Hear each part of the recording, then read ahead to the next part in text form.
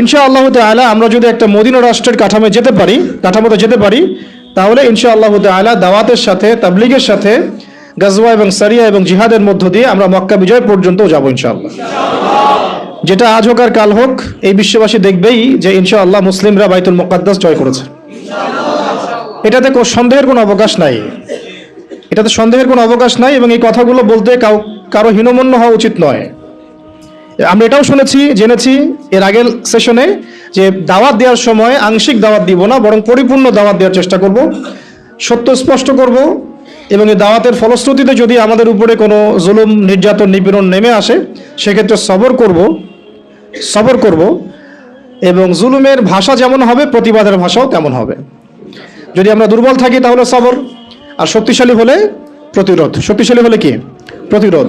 সবরের ফলেও ফলাফল আসে, আবার প্রতিরোধের ফলেও ফলাফল আসে। সবরের ফলে ফলাফল আসে এর প্রমাণ বিগত 15 বছর, আর প্রতিরোধের ফলে যে ফলাফল আসে এর প্রমাণ হচ্ছে বিগত জুলাই আন্দোলন, তাই না? সবরের ফলে যে ফলাফল আসে এর প্রমাণ হচ্ছে বিগত 15 বছর ওলামায়ে কেরামের সবর, দাওয়াত, তাবলীগ, মেহনত, জেল, গুম, কত কিছু, তাই না?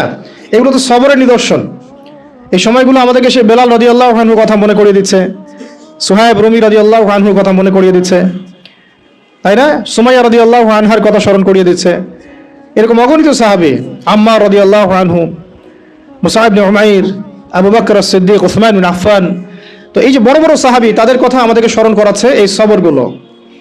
আবার জুলুমের প্রতিবাদের যদি ভাষা বেছে নেওয়া হয়, জুলুমের বিরুদ্ধে প্রতিবাদের ভাষা বেছে নিলেও যে ফলাফল আসে তারও প্রমাণ আমরা দেখলাম যে হ্যাঁ, এই পদ্ধতিতেও কাজ হয়। কিন্তু আফসোসের বিষয় হচ্ছে, ওই যে শুরুতে বলেছি যে আমরা শুধুমাত্র ধর্মীয় জীবনে শিরকে লিপ্ত নই, বরং আমরা রাজনীতি, অর্থনীতি, শিক্ষা, সংস্কৃতি প্রত্যেকটা সেক্টরেই শিরক এবং কুফরের মধ্যে আছি।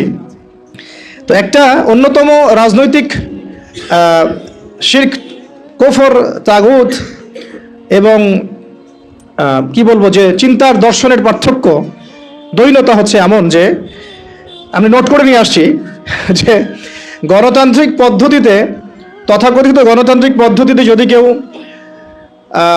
প্রতিবাদের ভাষা বেছে নেয়, রাজপথে নেমে পড়ে, ঠিক আছে, মারে এবং মরে। আবার বলছি, তথাকথিত গণতান্ত্রিক পদ্ধতিতে কেউ যদি প্রতিবাদের ভাষা বেছে নেয়, রাজপথে নেমে পড়ে, হাতে ছোটোখাটো অস্ত্রও তুলে নেয়, ঠিক আছে, এবং নিজেও মারে এবং মরে, তো গণতান্ত্রিক পদ্ধতিতে আমরা তাদেরকে কখনো জঙ্গি, সন্ত্রাসী বলি না। কিন্তু এর যদি 10 ভাগের 1 ভাগও দাড়ি টুপিওয়ালা মানুষেরা করতেন, রাজপথে নেমে হালকা পাতলা কিছু অস্ত্র হাতে নিয়ে অন্যায়ের প্রতিবাদ করতেন এবং মারতেন এবং মরতেন, তখন দাড়ি টুপিওয়ালা মানুষদেরই এক শ্রেণী আবার ওই দাড়ি টুপিওয়ালাদেরকেই বলতেন জঙ্গি এবং সন্ত্রাসী, আর বাকিরা তো বলতোই, বিশ্ব মিডিয়া তোলপাড় হয়ে যেত। এই হলো জাহালাত। দেখুন, তবে ওই ভাষায় যে কাজ হয় এটার প্রমাণ কিন্তু বিগত জুলাই বিপ্লব। কাজ তো হয়েছে নাকি? আমরা কিন্তু কেউ ছাত্র ভাইদের এই বিপ্লবকে সমালোচনা করছি না, তাদের এই অভ্যুত্থানের সমালোচনা কিন্তু আমরা কেউ করছি না। তাদেরকে কেউ বলেছে তারা জঙ্গি, তারা সন্ত্রাসী? এই কাজটা যদি আমরা করতাম রাস্তায় নেমে, তাহলে কি হতো কি না? আমরা তো করিনি, শুধু এতটুকু বলেছিলাম যে দিন কায়েম হয় দাওয়াত এবং জিহাদের মধ্য দিয়ে। তাতেই তো এই শব্দগুলো যারা বলেছে তারা ওই বেলাল রাদিয়াল্লাহু আনহুর মতো স্যাক্রিফাইস করতে হয়েছে, সুমাইয়া রাদিয়াল্লাহু আনহার মতো শহীদ হতে হয়েছে, কারো কাঁধে 10টা, 20টা, 50টা মামলা ঝুলছে, ঠিক আছে, কাউকে 10 বছর, 12 বছর, 3 বছর, 5 বছর জেলে পচে মরতে হলো। এখনো যে কত কি হচ্ছে এগুলো তো আমরা সবাই জানি।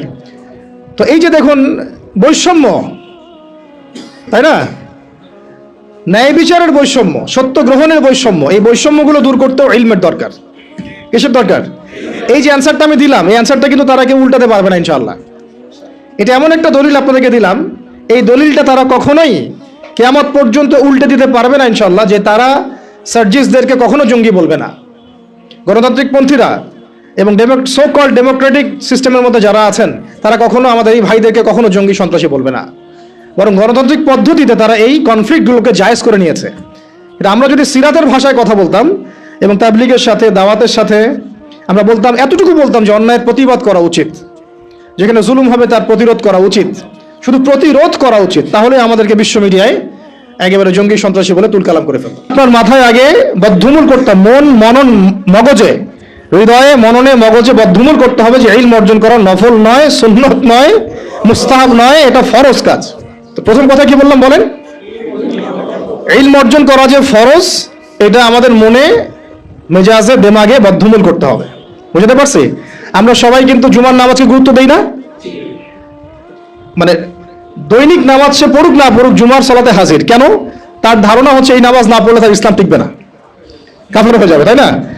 আবার দেখা যায় রমজান মাসে রোজা মাস্টবি রাখতেইছে, তারাবি করছে।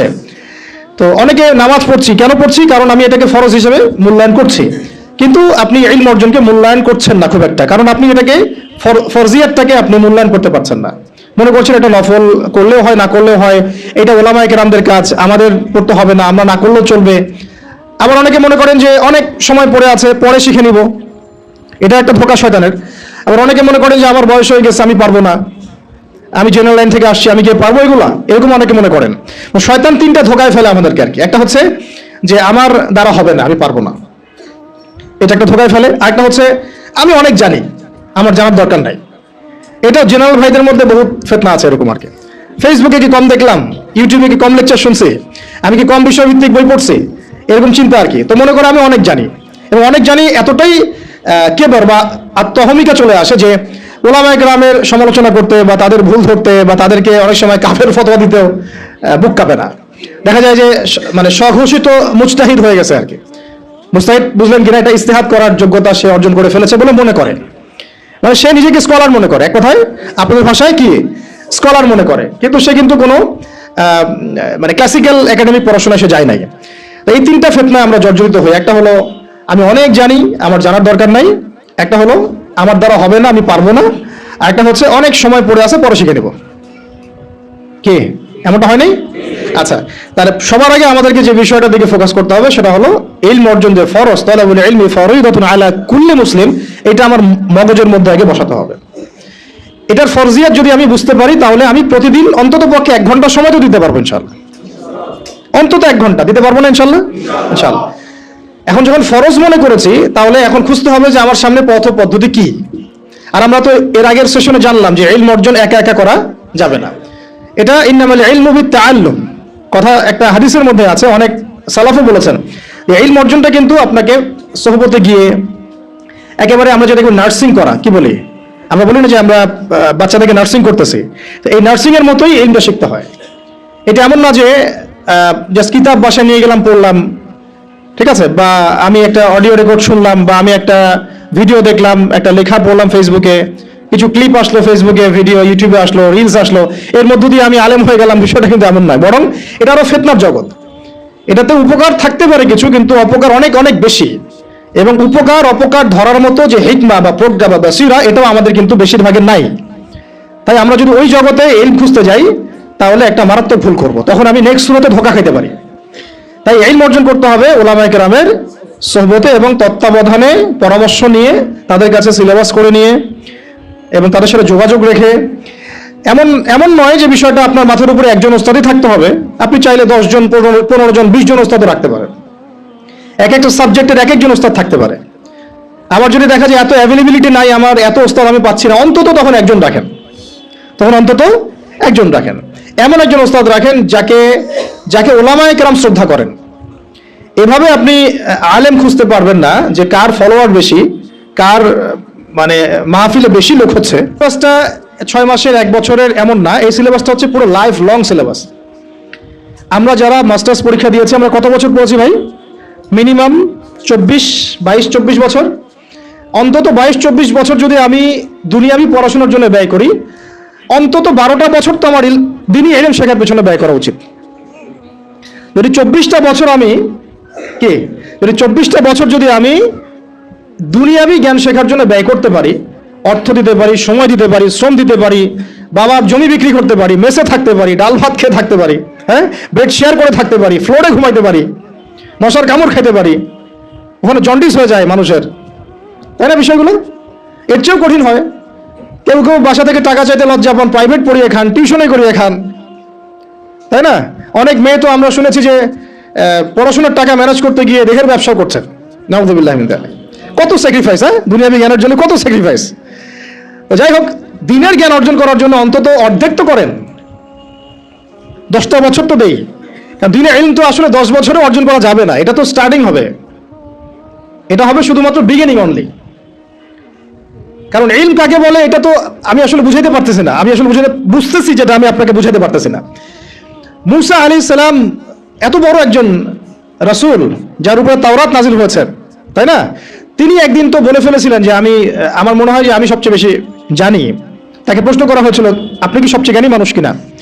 আল্লাহ রাব্বুল আলামিন তো এই জায়গাটা ধরেছেন এবং খিদর আলাইহিস সালামের সন্ধান দিয়েছেন, না আমার একজন বান্দা আছে তোমার চেয়ে বেশি জানে। তখন তিনি তার সাথে দেখা করার জন্য সফর করেছেন। এই সফরটা খুব লম্বা ছিল, কষ্টের সফর ছিল। সফর করে তিনি যখন তাকে পেয়েছেন, ওই খিদর আলাইহিস সালামকে, খিদর আলাইহিস সালাম বলেছিলেন যে ইন্নাকা লান তাসতাতিআ মা'আ সাবরা, আমার কাছে এমন জ্ঞান আছে আল্লাহর পক্ষ থেকে যেটা অর্জনের ব্যাপারে তুমি আমার সাথে ধৈর্য ধরতে পারবে না। তুমি মুসা আমার সাথে ধৈর্য ধরতে পারবে না। নবীকে বলা হচ্ছে এই কথাটা। আর একজন নবীকে বলা হচ্ছে তোমার চেয়েও জ্ঞানী মানুষ আছে, এবং তার নাম খিদর আলাইহিস সালাম। তার ব্যাপারে আল্লাহ পাক বলছেন ওয়া আল্লামনাহু মিন লাদুন্না ইলমা, আমি আল্লাহ তাকে আমার পক্ষ থেকে জ্ঞান শিক্ষা দিয়েছে। মানে আল্লাহ পাক তার পক্ষ থেকে তাকে জ্ঞান শিক্ষা দিয়েছেন। এবং তারা যখন ওই যে বোটে নৌকার করে সফর করছিলেন, তখন একটা পাখি এসে একটু পানি খেয়ে চলে যায়। তখন খিদর আলাইহিস সালাম বলেছিলেন যে এই যে পাখিটা যতটুকু পানি নিয়েছে, এই যে পাখিটা যতটুকু পানি নিয়ে গেছে এখান থেকে, এই পুরো কায়নাতের যে জ্ঞান, মানুষের অন্য মাখলুকের যত জ্ঞান আছে, তোমার আমার যত জ্ঞান ওই পানিটুকুর মতো। আর এই যে পুরো দেখছো তুমি নদী এবং সাগর যত কিছু আছে, এটা হলো আল্লাহ রাব্বুল আলামিনের জ্ঞান। তো আমরা তো জ্ঞান কি ওটা বুঝাতে পারতেছি না। এই জন্য দেখবেন যে যত বড় আলেম হয় সে তত বিনয়ী হয় এবং তত বেশি সে মানে বইয়ের পোকা হয়ে যায়। আমাদের ওস্তাদদেরকে আমরা দেখেছি যে বই ছাড়া তারা তো মনে হয় 1 ঘন্টাও সময় অপচয় করেন না। কিতাব থাকেই হাতে অথবা সাথে ব্যাগে, চলতে ফিরতে খালি বই পড়ছেন আর পড়ছেন। তো এটা একটা সুরত। তাহলে আমরা বুঝলাম যে জ্ঞানের কোনো শেষ নাই। তাহলে যেহেতু কোনো শেষ নাই এবং জ্ঞানের মূল উৎস আল্লাহ রাব্বুল আলামিন, তাহলে এটা একটা লাইফ লং প্রসেস। তবে একটা নির্দিষ্ট গন্তব্যে গেলে আমরা মোটামুটিভাবে ফরজে আইন জানতে পারবো, অ্যাটলিস্ট কোরআন তেলাওয়াত শিখতে পারবো, অ্যাটলিস্ট ইনশাআল্লাহ আরবি ভাষাটুকু তুলনামূলক শিখতে পারবো ইনশাআল্লাহ। এরপরে কিছুটা অনুবাদ করতে পারবো কোরআনুল কারীম ইনশাআল্লাহ, হাদিসের ইবারতগুলো পড়তে পারবো ইনশাআল্লাহ, ফিকহের কিতাবগুলো পড়তে পারবো, আকীদার কিতাবগুলো পড়তে পারবো। আশা করা যায় ওই পর্যায়ে গেলে আমি তখন আরো বড় কিছু করার জন্য ফিকির করতে পারবো। তো ওই লেভেল পর্যন্ত তো আমাকে যেতে হবে, তাই না?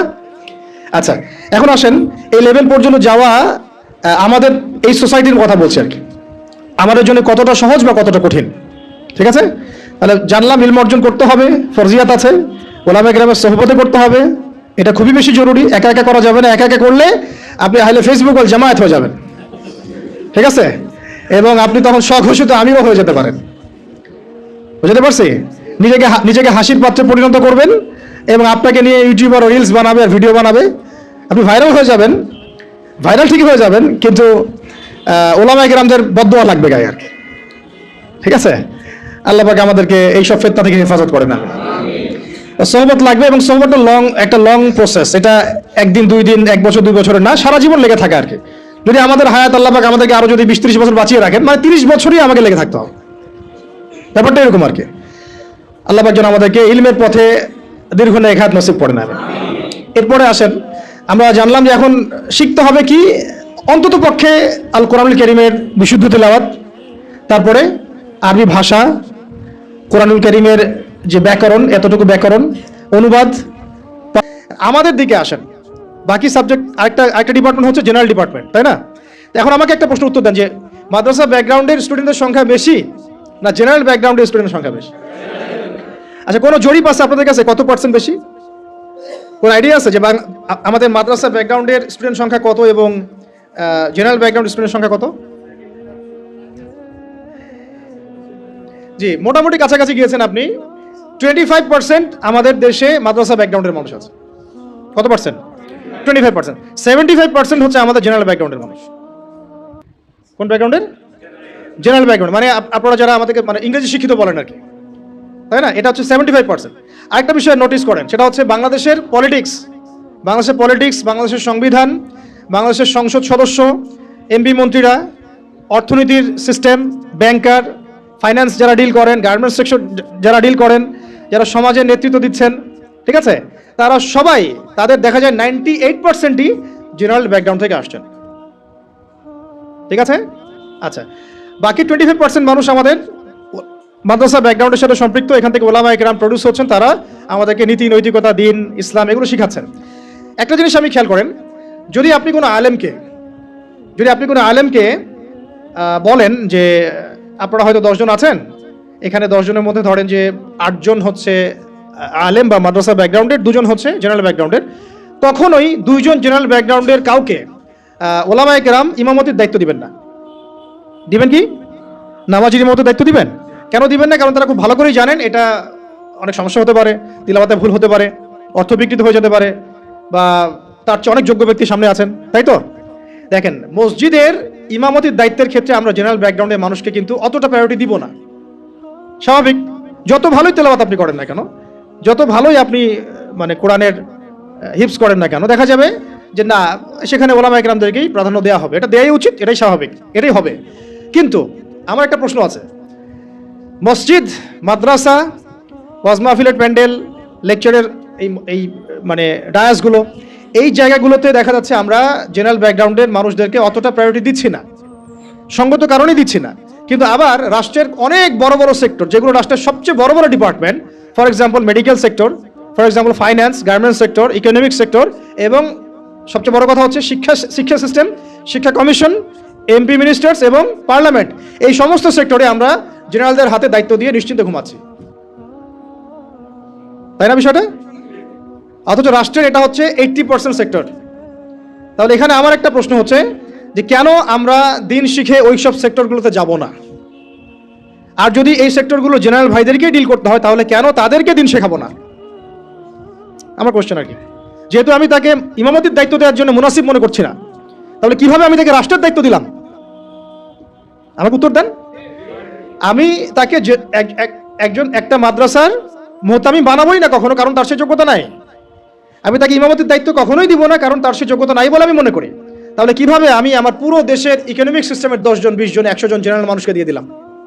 কোনো প্রতিবাদও করলাম না, কিছু বললামও না, বা আমরা সেখানে যাওয়ার চেষ্টাও করলাম না, বা ওখানে যারা আছে তাদেরকে আমরা ইসলাম শেখানোরও চেষ্টা করলাম না, বা ওই রাষ্ট্র যারা চালায়, এমপি মন্ত্রীরা, পার্লামেন্টে যারা বসে আছে, রাষ্ট্র তো এরা চালায় না, তাদের নিচে আরও অনেক মানুষ আছে, উপরে অনেক মানুষ আছে, ডানে অনেকে আছে, বামে অনেকে আছে, আবার যারা গার্মেন্টসে আছে, যারা এখানকার মানে আমরা বলি না চাপ প্রয়োগকারী সংস্থা, তারা আছে, বিভিন্ন এনজিওস আছে, অ্যাসোসিয়েশন আছে, তো এই সবাই মিলে তারা রাষ্ট্রকে ডিল করে। তো তাদের সংখ্যা নিশ্চয়ই কয়েক কোটি তো হবেই। তো তাদের উপর আমরা পুরো দেশের দায়িত্ব কিভাবে ছেড়ে দিলাম, এটা আমার প্রশ্ন আর কি। যেখানে আমি একটা মসজিদের দায়িত্ব তাকে দিতে চাচ্ছি না, বা দেওয়ার মতো সে যোগ্য না, এবং দেওয়াটা মুনাসিবও না। তাহলে সমাধান কি এখানে? সমাধান হচ্ছে দুটা। একটা হচ্ছে আমাদের ওই 25% মানুষকেই ওই জায়গাগুলোতে যেতে হবে। কে? ওই 25% মানুষকেই শুধু মসজিদ, মাদ্রাসা এবং মক্তব এইসব জায়গায় সীমাবদ্ধ না রেখে আস্তে আস্তে গ্র্যাজুয়ালি শিক্ষা কমিশনে, শিক্ষা ডিপার্টমেন্টে, সাংস্কৃতিক ডিপার্টমেন্টে, ইকোনমিক্সের ওয়ার্ল্ডে, এবং সবচেয়ে বড় কথা ওই পলিটিক্যাল ওয়ার্ল্ডে অ্যাপ্রোচ করতে হবে। তাহলে দেখা যাবে ইনশাআল্লাহ একটা পরিপূর্ণ ইসলামিক রাষ্ট্রের দিকে আমরা যেতে পারবো ইনশাআল্লাহ। অথবা এই সেকশনে যে মানুষগুলো আছে তাদেরকে মহব্বতের সাথে কাছে ডেকে, বা তাদের কাছে দিনকে সহজলভ্য করে এমনভাবে তাদেরকে তৈরি করা যেন তারা ওই লেভেলে গেলে রাষ্ট্র যেন বিপথে না যায়। ঠিক যেমন আমি মসজিদ সামলাতে পারছি, সে যেন যোগ্যতা নিয়ে রাষ্ট্র সামলাতে পারে। এই কাজটা কিন্তু আসলে আমার মনে হয় না খুব বড় স্কেলে কখনো হয়েছে, বা আমাদেরকে এটা ফিকির আমরা করেছি। আল্লাহ আমাদের তৌফিক দান করেন। এখন রাস্তা হচ্ছে দুটো। একটা হচ্ছে কি আপনার জেনারেল শিক্ষা এবং মাদ্রাসা শিক্ষা, এটা নিয়ে আমি কথা বলছি না। মাদ্রাসা শিক্ষা নিয়ে, জেনারেল শিক্ষা নিয়ে এখন আপনাদের সাথে কথা আর কি। এটা হচ্ছে একটু করা হবে, হজম করতে হবে, একটু হজম করতে হবে আর কি। আমরা যখন দেখেন সময় আছে হাতে, আমরা যখন জন্মগ্রহণ করেছি একটা সেকুলার পরিবারে, আমাদের বেশিরভাগই ইসলামিক কোনো ফ্যামিলিতে হয়তো জন্ম নেয় নাই। এমনই হয়, মাদ্রাসা ব্যাকগ্রাউন্ড হলো আলাদা হিসাব। যারা জেনারেল লাইনের ছাত্র আর কি, তারা কিন্তু বেশিরভাগই সেকুলার পরিবারগুলো থেকে আসছেন আর কি। পরিবার আমাদেরকে শিখিয়েছে ছোটবেলা থেকেই যে প্লে নার্সারি 1 2 3 থেকে পড়া শুরু করতে হবে, আস্তে আস্তে আমি কি করব, বৃত্তি পরীক্ষা দেবো 5-এ, দেন 8-এ, তারপরে আমি এসএসসি যাবো, এইচএসসি যাবো, অনার্স মাস্টার্স করে আমি অনার্স মাস্টার্সের আগে তো বিয়ে করা যাবে না, হারাম, তাই না? হারাম করে দেওয়া হয়েছে আর কি সমাজ থেকে। তারপরে আপনি যদি এই প্রাইমারি স্কুলের সমস্ত শিক্ষকদেরকেও বসান, দেখবেন শিক্ষকরা পর্যন্ত কোরআন তেলাওয়াত করতে পারছে না, বেশিরভাগে তারা জাতির শিক্ষক। হাই স্কুলে চলে যান, আমরা হাই স্কুলে পড়েছি না ভাই, মিনিমাম 8টা বই তো ছিল কাঁধে, ওই ছোটোবেলায় ব্যাগটা ঘরে ধরিয়ে দেওয়া হতো, 8টা-10টা বই, তারপরে খাতা থাকতো, ডায়েরি থাকতো, কোরআন থাকতো, কি বলেন, কায়দাটাও কি ছিল, আম্মা পাড়াও কখনো ছিল, একটা ধর্ম বই ছিল, ইসলাম ধর্ম। পরে রেজিম এসে ওটাকে দিয়েছিল ইসলাম ও নৈতিক শিক্ষা। তার কাছে মনে হচ্ছিল যে ইসলাম নৈতিক না, নৈতিক যোগ করতে হবে, নাউযুবিল্লাহি মিন যালিক। সে নৈতিক শব্দ যোগ করেছিল আর কি, মনে আছে কিনা ভুলে গেছেন? আচ্ছা, তো আমাদের ওই ব্যাগের মধ্যে কোরআন ছিল না। এখন ছিল না তার মানে দেখেন, ক্লাস 6 থেকে, প্রাইমারি শেষ, ক্লাস 6 থেকে নিয়ে 10 পর্যন্ত আপনি কি এই 5-6 বছরে 6টা সূরা মুখস্থ করছেন কিনা বলেন? স্কুলে হাই স্কুলে করেছেন না? আর বাকি কি কি সাবজেক্ট পড়েছি এটা তো আপনারা জানেন, ফিজিক্স, কেমিস্ট্রি, বায়োলজি ওখানে অ্যাড হয়ে গেছে। পর্যায় সারণী আমাদের ভাইদের মুখস্থ, hydrogen, helium, lithium, beryllium, boron, carbon, nitrogen, আর কি রে, ফ্লোরিন, নিয়ম, হ্যাঁ ভুলে গেছি আমি, এটা মুখস্থ ছিল আমারও। পদার্থবিজ্ঞানের যে আপনার কি সূত্রগুলো আছে, একেবারে ইজি এমসি স্কোয়ার পর্যন্ত সব মুখস্থ আমাদের। হায়ার ম্যাথ, কঠিন সাবজেক্ট ছিল না, হায়ার ম্যাথের সব সূত্র আমাদের মুখস্থ, ত্রিকোণমিতি, পরিমিতি সব গিলা শেষ। এদিকে বাংলা বই খুললে দেখা যায় বঙ্কিমচন্দ্র, শরৎচন্দ্র, হ্যাঁ, তারপরে আরও কত চন্দ্র, সব চন্দ্রই। আপনারা পড়েন না এগুলা? সবাই পড়ছেন, এটা তো হাসার বিষয় না, আমরা সবাই পড়ছি। এখন আমাদের ছেলেমেয়েরা পড়তেছে, চেঞ্জ হয়েছে নাকি এগুলা? এখানে আমাদের সময় তো একটা গদ্য ছিল মহানবী, ওইটাও পরে উঠাই দেওয়া হলো। ছিল কবিতা ওমরে ফারুক, কাজী নজরুল ইসলামের, ওইটা উঠাই দেওয়া হলো। মাইনাস করতে করতে করতে করতে একেবারে প্রথমে দেখেন রাজনৈতিক পশ্চিমা মতাদর্শ ঢুকিয়ে দিয়েছে, মানে দেশ থেকে রাজনৈতিক অবস্থান থেকে ইসলাম মাইনাস। তারপরে অর্থনীতির মধ্যে সুদ ঢুকাই দিল, অর্থনীতির মধ্যে থেকে ইসলাম মাইনাস। তারপরে সংস্কৃতির মধ্যে দিয়ে দিল যে বিজাতীয় সংস্কৃতি, ভারতীয় সংস্কৃতি, পশ্চিমা সংস্কৃতি, সংস্কৃতির মধ্যে থেকে ইসলাম মাইনাস। এরপরে শিক্ষায় হাত দিল, শিক্ষায় হাত দিয়ে আস্তে আস্তে মাইনাস করতে করতে করতে এখন শরীফ থেকে শরীফা, এই জায়গায় নিয়ে আসছে আর কি আপনাদেরকে, আমাদেরকে আর কি। এই হলো শিক্ষা ব্যবস্থা কোন দেশের, যে দেশের 90% মানুষ নাকি মুসলিম বাই বার্থ। আমরা ইসলাম মানে মুসলিম পরিবারে জন্মগ্রহণ করতে পেরেছি। তো তাহলে ইসলামের হালতটা আমরা বুঝি, বোঝার চেষ্টা করি কি অবস্থা চলছে। মানে আমরা তো অনেক সময় মনে করি, এটা একটু বুঝেন, আমরা অনেক সময় মনে করি কি যে আমি, আমার এই ভাই, ওই ভাই, ওই ভাই, আমরা একটা কমিউনিটির মধ্যে আছি, পুরো দেশটাই মনে হয় আমাদের মতো। আসলে এই ক্যাপটিভ ওয়ার্ল্ড থেকে বের হয়ে যখন আপনি সামাজিকভাবে ডিল করতে যাবেন, দেখবেন সমাজে রন্ধ্রে রন্ধ্রে জাহিলিয়াতগুলো ঢুকে আছে। আমার ঘর থেকে বাইরে বের হন, তারপর দেখেন সমাজটা কেমন। মসজিদ থেকে বাইরে বের হন, দেখেন সমাজটা কেমন। আপনি বড় বড় কর্পোরেট ওয়ার্ল্ডগুলোতে ঢুকে দেখেন কি পরিমাণ খেয়ানত আর দুর্নীতি। পলিটিক্যাল জগতে ঢুকেন, তাহলে বুঝবেন যে মানুষ কত খারাপ হইতে পারে, কত জালেম হইতে পারে। প্রশাসনের মধ্যে ঢুকেন, তাহলে বুঝবেন কিভাবে মানুষ এত বড় বড় খুনি হইতে পারে। তো আমাদেরকে ক্যাপটিভ চিন্তা থেকে বের হতে হবে, আল্লাহ পাক আমাদেরকে তৌফিক দান করেন। এটা আপনারা পারবেন, বিকজ আপনারা এই ওয়ার্ল্ডগুলো ডিল করেন। যদি আপনারা ইসলামিক জ্ঞানে আলোকিত হন, তাহলে আপনাদের দ্বারা সম্ভব ইনশাআল্লাহ। তা আমরা দোয়া করি আল্লাহ পাক যেন তৌফিক দান করেন। তো এটা গেল হাই স্কুল। আচ্ছা, হাই স্কুলে তো A+ তো সবাই অটো পাস নাকি না? আচ্ছা, এবার আসেন, হাই স্কুলের এই সবগুলো বাচ্চাকে যদি আপনি একটা জায়গায় বসান, তাদের 90% সূরা ফাতিহা বিশুদ্ধ করে পড়তে পারবে না। আমি চ্যালেঞ্জ করতেছি, যারা পারবে তারা কোথায় শিখছে? স্কুলে, কলেজে, না সরি, স্কুলে শেখা নাই, কলেজেও শেখা নাই, শিখেছে হয়তো মক্তবে অথবা মাদ্রাসায়, বা বাসায় কোনো টিচার রেখেছে, বা 3 দিন তাবলিগ একবার সময় দিয়েছে, এক চিল্লা দিয়েছে এক ভাই, ওই চিল্লাতে শিখে ফেলছে। স্কুল তাকে শেখাতে পারে নাই, ব্যর্থ, পুরো সিস্টেমই ব্যর্থ। এবার এই হাই স্কুলের সব টিচারদেরকে বসান একটা জায়গায়, তাদেরকে বলেন, স্যার ম্যাডামদেরকে, যে sir madam please kindly recite only সূরাতুল ফাতিহা ফ্রম দ্য গ্লোরিয়াস কোরআন। এতটুকু বলেন যে ভাই, স্যার বা ম্যাডাম, আপনি শুধু কোরআন থেকে সূরাতুল ফাতিহাটা আমাদেরকে বিশুদ্ধ করে তেলাওয়াত করে শোনান। দেখেন আপনি 80% টিচার পারে কিনা। আই ডোন্ট থিঙ্ক সো, আমি মনে করি না তারা পারবে, এবং আমি এটা হলফ করে বলতে পারি পারবে না ইনশাআল্লাহ। এরপর আরো উঁচুতে যান, এরপর হয়তো বহু দূরের কথা, সে তালেবে ইলম হইতে পারবে না, কি হতে পারবে না?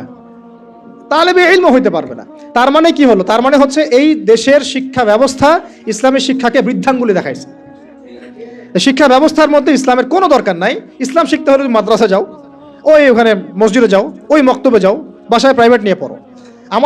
আমাদের এই লাখ লাখ স্কুলে, লাখ লাখ কলেজে, লাখ লাখ ইউনিভার্সিটি, হাজার হাজার বিশ্ববিদ্যালয়ে ইসলামের কথা বলতে আসবে না।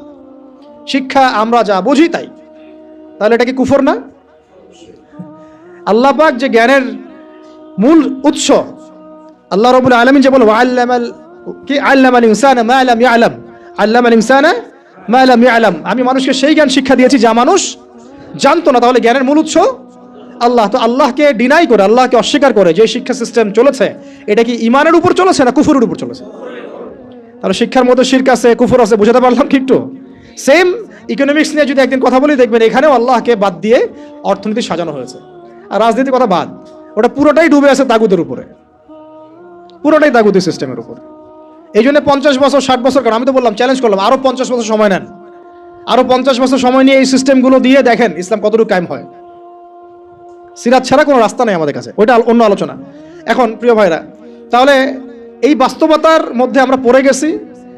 আল্লাহ রাব্বুল আলামিন আমাদেরকে হয়তো অনেককে অনার্স লাইফে, কাউকে ইন্টার লাইফে, কাউকে মাস্টার্সে পড়ে হেদায়েত দিয়েছেন।